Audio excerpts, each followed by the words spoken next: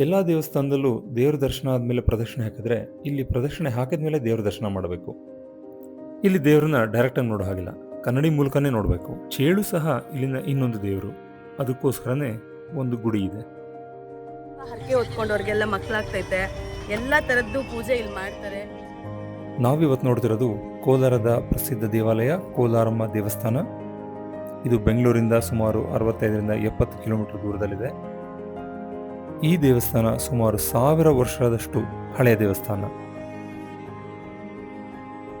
ಈ ಕೋಲಾರಮ್ಮ ದೇವಸ್ಥಾನದ ಕೋಲಾರಮ್ಮ ದೇವಿ ಅತ್ಯಂತ ಶಕ್ತಿಶಾಲಿ, ಪವರ್ಫುಲ್ ಗಾಡೆಸ್ ಅಂತ ಎಲ್ಲರೂ ಹೇಳ್ತಾರೆ.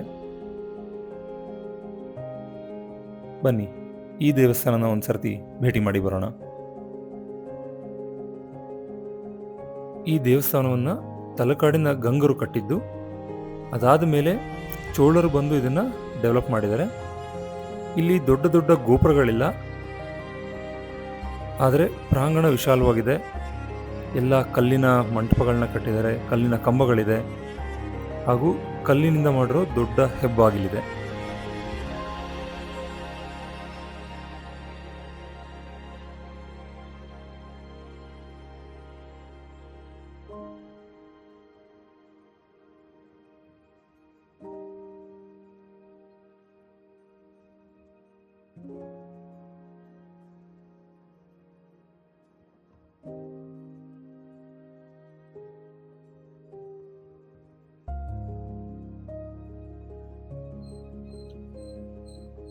ಇಲ್ಲಿನ ವಿಶೇಷ ಏನಂತಂದರೆ, ಬೇರೆ ಎಲ್ಲ ದೇವಸ್ಥಾನಗಳಿಗೂ ನಾವು ದೇವರ ದರ್ಶನ ಆದಮೇಲೆ ದೇವಸ್ಥಾನದ ಪ್ರದಕ್ಷಿಣೆ ಹಾಕಿದ್ರೆ, ಇಲ್ಲಿ ಮೊದಲು ಪ್ರದಕ್ಷಿಣೆ ಹಾಕಿ ಅನಂತರ ದೇವಸ್ಥಾನದ ಒಳಗಡೆ ಹೋಗಬೇಕು.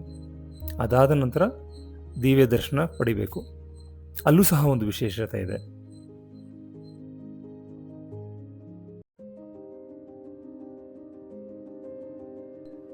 ಇಲ್ಲಿನ ಕೋಲಾರಮ್ಮ ದೇವಿ ತುಂಬ ಪವರ್ಫುಲ್ ಅಂತ ಹೇಳ್ತಾರೆ.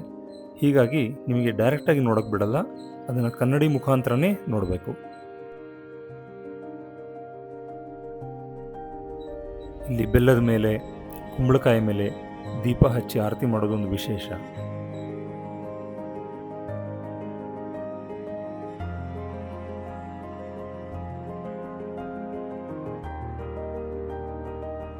ಕೋಲಾರಮ್ಮನ ಅಥವಾ ಯಾವ ಕೋಲಾರಮ್ಮ ದೇವಸ್ಥಾನ ಇದೆ.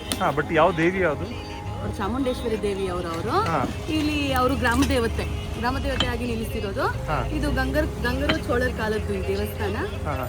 ಆಗಿಂದ ಇಲ್ಲಿ ನಮ್ಮ ಗ್ರಾಮ ದೇವತೆ ಆಗಿ ಪೂಜೆ ಮಾಡ್ತಿದ್ವಿ ಸರ್ ನಾವಿಲ್ಲಿ.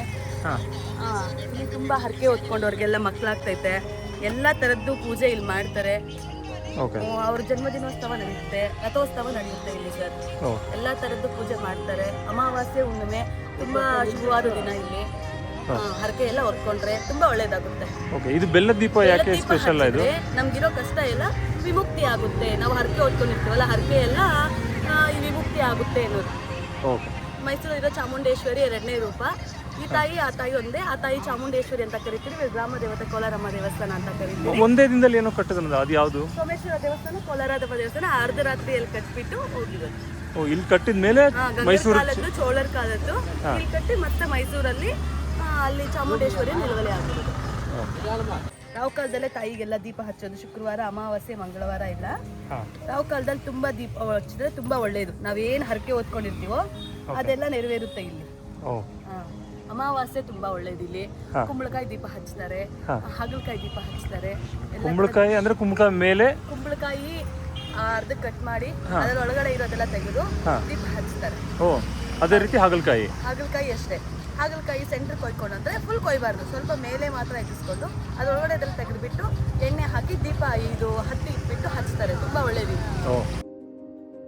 ಇಲ್ಲಿ ಮುಖ್ಯ ಗರ್ಭಗುಡಿ ಪಕ್ಕ ಇನ್ನೊಂದು ಗರ್ಭಗುಡಿ ಇದೆ, ಅದು ಚೇಳಿನ ದೇವಿ ಅಂತಲೂ ಹೇಳ್ತಾರೆ. ಅಲ್ಲಿನ ಹುಂಡಿಯಲ್ಲಿ ಚೇಳು ಸಹ ಆಗಾಗ್ಗೆ ಹೊರಗೆ ಬರುತ್ತೆ ಅಂತ ಹೇಳ್ತಾರೆ. ಕೋಲಾರಮ್ಮ ದೇವಿ ಎಲ್ಲರಿಗೂ ಒಳ್ಳೇದು ಮಾಡಲಿ ಅಂತ ಹೇಳಿ ನಾವು ಬೆಲ್ಲ ದೀಪ ಹಚ್ಚಿ ಅಲ್ಲಿಂದ ಹೊರಟ್ವಿ. ಮುಂದೆ ಯಾವ ದೇವಸ್ಥಾನಕ್ಕೆ ಹೋದ್ವಿ ಮುಂದಿನ ಭಾಗದಲ್ಲಿ ನೋಡಿ.